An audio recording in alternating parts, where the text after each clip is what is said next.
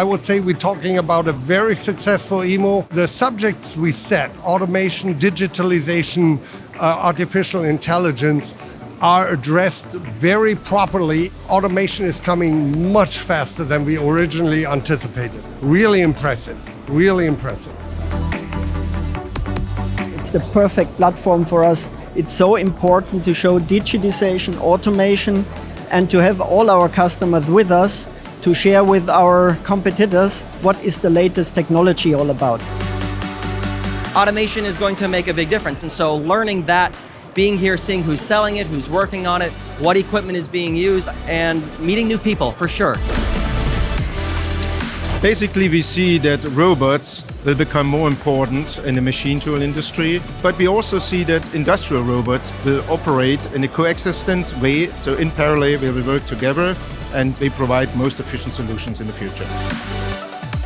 So here at the show we show 42 machines and 33 automation solutions, which is increasing and more important. And of course also a lot of digitization and AI tools.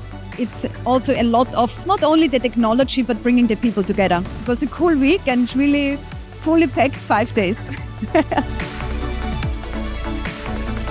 I will definitely recommend EMO to all my colleagues, to all my suppliers also, and take the best of it, because all the industry right now here, come to EMO.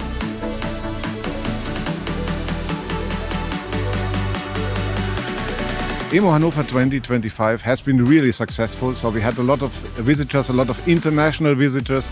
All exhibitors are satisfied. And I guess we need this international platform, the basis for cooperation, for networking, meeting each other. So there is still a need for EMO, and EMO is the leading platform of the industry. If I would have to describe the EMO in 3 words, it would be networking, innovation, showcasing, automation, international, exciting. And it's just fun to be here.